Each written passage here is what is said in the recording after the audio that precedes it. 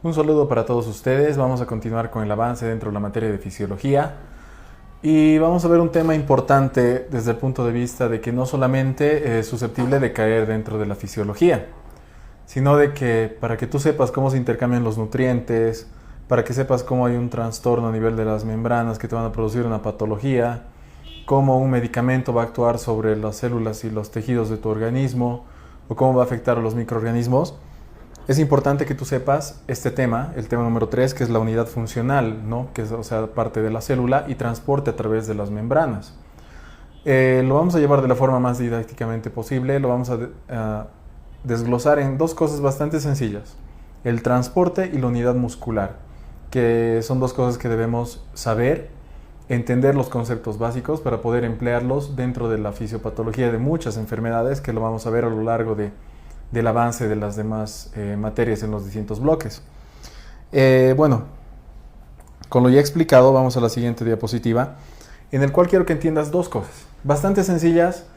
No se te va a olvidar, porque lo único que tienes que acordarte que es el denominativo que se da un transporte que utiliza energía y qué denominativo vas a dar un transporte que no utiliza energía.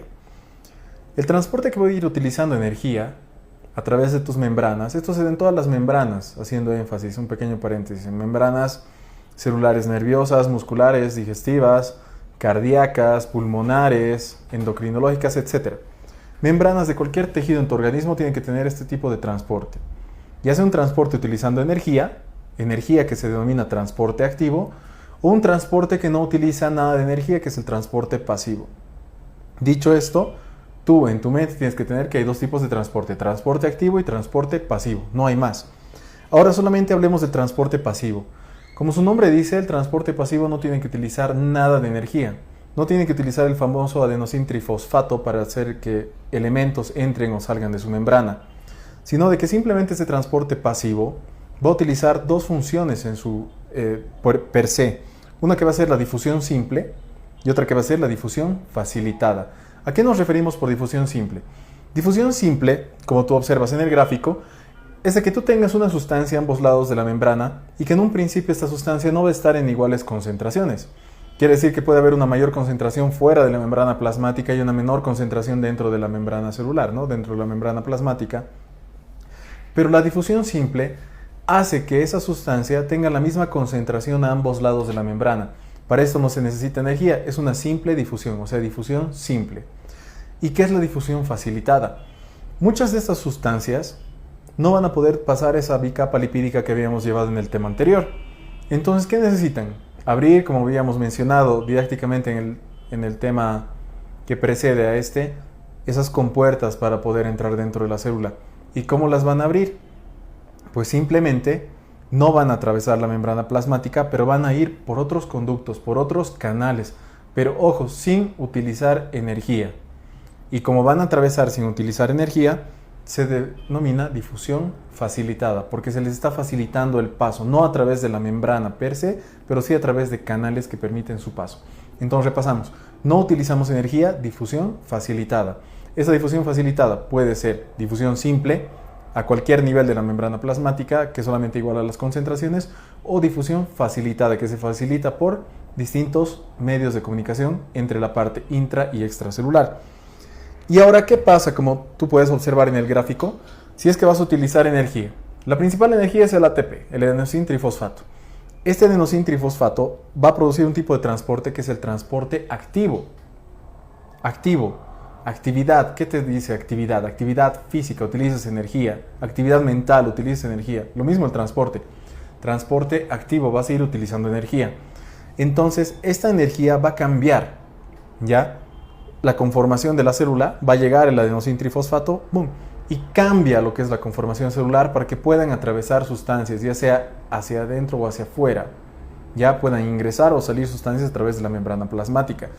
Este transporte activo puede ser primario, como habíamos mencionado, que va a llegar, se une el adenosintrifosfato, se abre una compuerta e ingresa el elemento que tenga que ingresar o sale el elemento que tenga que salir.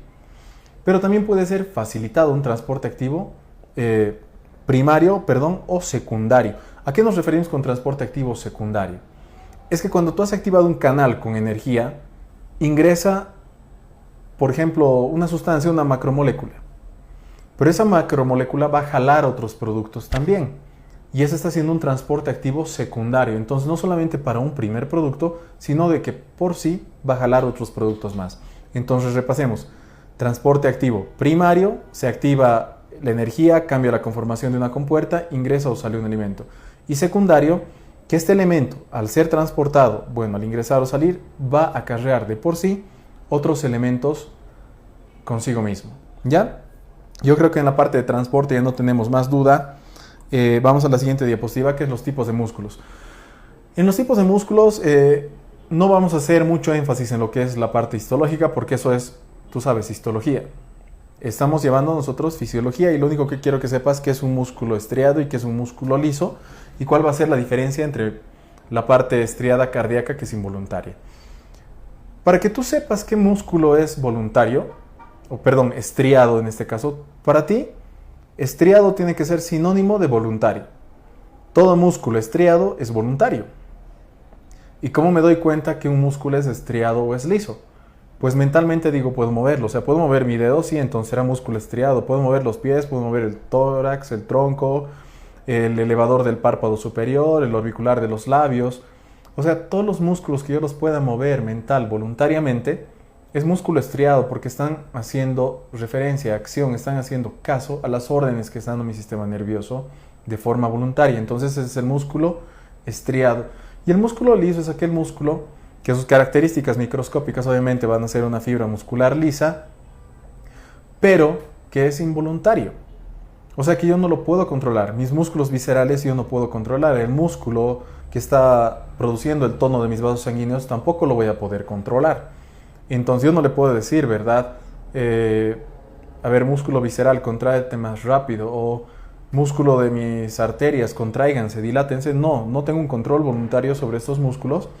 Entonces estos músculos son lisos. Ya eso es para que tú tengas una idea más fácil y en adelante no te equivoques, porque con los nervios el día del examen puede caer una pregunta de esta naturaleza bastante sencilla, pero tú te confundes o piensas que el autor de la pregunta está poniendo una trampita ahí para hacerte equivocar. No. Lo que es voluntario es estriado y lo que es involuntario es liso. Pero hay una pequeña excepción, que es el corazón. El corazón es un músculo estriado sobre el cual yo no tengo control. No tenemos los seres vivos controles sobre este músculo estriado. Es el único músculo estriado sobre el cual nosotros no vamos a tener control. Yo no puedo regular mi frecuencia cardíaca, la presión con la que se va a contraer mi ventrículo, mi aurícula, etcétera, mentalmente. Entonces el único músculo estriado involuntario del organismo es el músculo cardíaco. Hay distintos tipos, ya cambiando, ¿no? Otro punto, distintos tipos de fibras musculares. Unas que van a ser más rojas y otras que van a ser más blancas. Ya unos que van a hacer referencia a la resistencia y otro a la potencia. Por ejemplo, las fibras rojas tienen bastante mioglobina. ¿Dónde encuentras fibras rojas? En músculos que van a tener mucha actividad física. Ya en los cuadríceps, bíceps, tríceps, o sea, en los músculos que tienen bastante actividad física, tú mismo puedes ver en la parte de cuando estás haciendo disecciones anatómicas, tienen otro color, tienen un color más referente a la mioglobina, que es un color rojo, porque son fibras de resistencia, que tienen mucha actividad física. Pero las fibras de potencia, que tienen más colágeno, o sea, son potencia, que resisten mucho más peso, pero no tanta actividad física, son más de color blanquecino. ¿Ya?